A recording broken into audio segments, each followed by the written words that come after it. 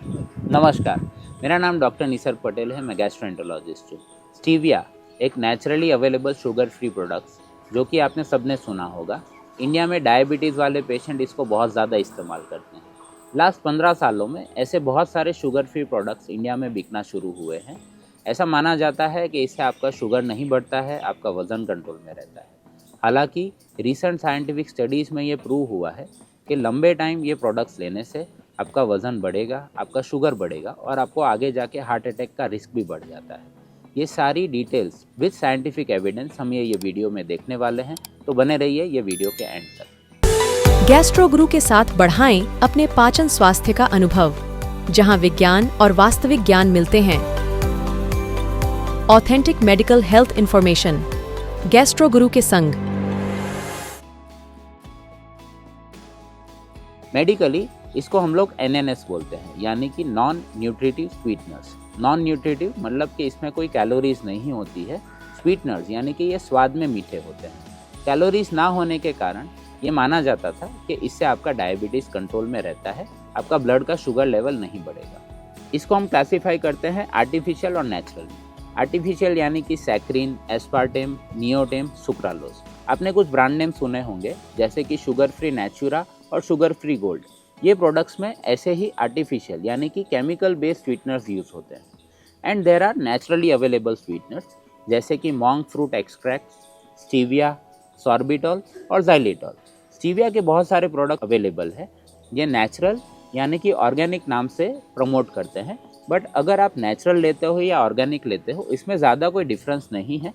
इसके जो आपको हेल्थ को नुकसान है वो ऑलमोस्ट सिमिलर ही रहते हैं। डायबिटीज़ वाले पेशेंट वर्ल्ड में और इंडिया में बहुत ज़्यादा है, जिसके कारण sugar free ice cream, sugar free chocolates, sugar free sweets, diet Coke यानी कि ज़ीरो कैलोरी कोक, ये सब प्रोडक्ट्स अपने मार्केट में बहुत ही ज़्यादा बिकते हैं।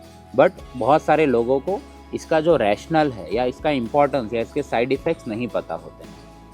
नॉर्मल इंसान जब हम शुगर, जैसे कि मुझे अगर डायबिटीज़ नहीं है, मैं जब शुगर लेता हूँ तो शुगर मेरे इंटेस्टाइन से जब ब्लड में आता है तो उसमें इंसुलिन और GLP यानी कि ग्लूकागॉन लाइक पेप्टाइड रिलीज होता है, जिसके कारण मेरा ब्लड का शुगर नॉर्मल रहता है, बढ़ता नहीं है। बट अगर किसी को डायबिटीज़ है और ये जब कोई शुगर वाली चीज़ लेते हैं तो उसमें इंसुलिन का लेवल या तो कम होता है या तो फिर इंसुलिन ठीक से काम नहीं करता, जिसको हम लोग इंसुलिन रेजिस्टेंस बोलते हैं, जिसके कारण डायबिटीज़ वाले पेशेंट में शुगर का लेवल ज़्यादा रहता है और वो लंबे टाइम के लिए ज़्यादा रहता है, जिसके कारण अपनी बॉडी को नुकसान होता है।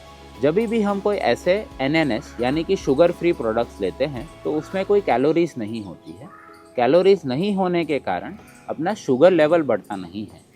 बट ये जो कंसेप्ट है इसको साइंटिस्ट ने बोला है it is not all about calories, यानी कि कैलोरीज ही सब कुछ नहीं है। शुगर के लेवल्स और अपना वेट और अपना metabolic problems, these are regulated by other various mechanisms. There are main 4 mechanisms ये जिसके कारण लॉन्ग टर्म में इसके साइड इफ़ेक्ट्स अपने को देखने को मिलते हैं। मैकेनिज्म नंबर 1 जिसको हम लोग बोलते हैं डिसबायोसिस। डिसबायोसिस मतलब कि अपने पेट में अच्छे और ख़राब बैक्टीरिया होते हैं। There are trillions of good and bad bacteria in the stomach. ये अपना मेटाबॉलिज्म यानी कि बॉडी का पूरा केमिकल फैक्ट्री चलाते हैं और अपने डाइजेशन में और शुगर कंट्रोल में हेल्प करते हैं। साइंटिफिक स्टडीज़ में ये पाया गया है कि ज़्यादातर शुगर प्रोडक्ट्स लेने से अपने बॉडी में ई कोलाई और एंट्रोबैक्टर के जो लेवल्स हैं वो गड़बड़ा जाते हैं, जिसके कारण ये पूरा मेटाबॉलिक प्रोसेस में गड़बड़ आती है और जिससे आगे जाके आपको मेटाबॉलिक सिंड्रोम यानी कि MASH MASH यानी मेटाबॉलिज्म एसोसिएटेड स्टीएटोहेपेटाइटिस, आगे जाके कोलेस्ट्रॉल और डायबिटीज़ और हार्ट अटैक के रिस्क आपके बढ़ जाएंगे। Second mechanism is based on the taste receptors. अपने जीभ में, अपने ब्रेन में और अपने पेट में there are taste receptors which are known as T1 R2 and T1 R3। जब भी हम कोई मीठी चीज़ लेते हैं सो ये टेस्ट रिसेप्टर्स एक्टिव हो जाते हैं, जिसके कारण इंसुलिन और GLP का सिक्रीशन होता है। जब भी हम कोई शुगर फ्री प्रोडक्ट्स लेते हैं तो आपको स्वाद तो मीठा लगेगा, तो ये टेस्ट रिसेप्टर्स जो है वो एक्टिवेट हो जाएंगे। इसके कारण GLP का सिक्रीशन बढ़ जाता है। GLP का सिक्रीशन बढ़ने के बाद आपका थोड़ा बहुत इंसुलिन का लेवल बढ़ेगा। बॉडी को तुरंत पता चलेगा कि बट इसमें कैलोरीज नहीं है। तो ये ऐसी वाली चीज़ हो गई कि जैसे कि शेर आया वाली कहानी थी। जब छोटा बच्चा गांव वालों को बार बार शेर आया करके बुलाता है, बट लास्ट में जब एक्चुअली में शेर आता है, तब ये गांव वाले कोई आते नहीं। तो एक्चुअली जब हम मीठी चीज़ खाएंगे जिसमें कैलोरीज होगी, तो ये जीएलपी का सिक्रेशन उतने अच्छे से नहीं होगा। ये मैकेनिज्म को हम लोग बोलते हैं down regulation of GLP receptors, मतलब कि ये उतने इफेक्टिव अब नहीं रहेंगे। Mechanism number 3 is developing a test preference. ये जो शुगर फ्री आइटम्स होती हैं, इसकी मिठास नेचुरल शुगर वाले आइटम से ज़्यादा होती है। जब भी हम कोई ज़्यादा शुगर वाली चीज़ खा लेते हैं तो हमारा एक टेस्ट प्रेफरेंस डेवलप हो जाता है। So body will always try to crave for more sugar. तो हमारी एक शुगर खाने की आदत सी पड़ जाएगी, जिसको हम लोग बोलते हैं शुगर एडिक्शन।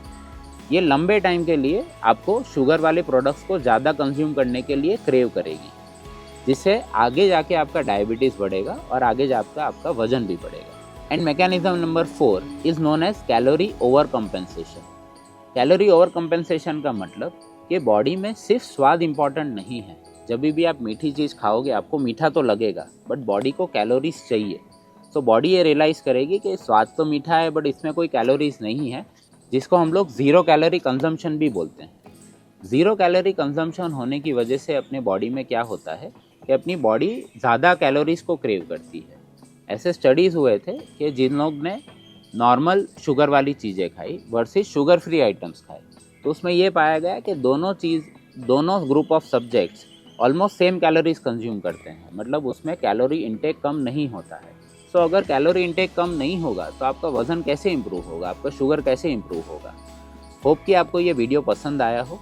पार्ट 2 में हम देखेंगे कि शुगर फ्री आइटम से अपने बॉडी को इसके अलावा क्या क्या नुकसान हो सकता है, और पार्ट 3 में हम देखेंगे कि इसके सॉल्यूशंस क्या किए जा सकते हैं।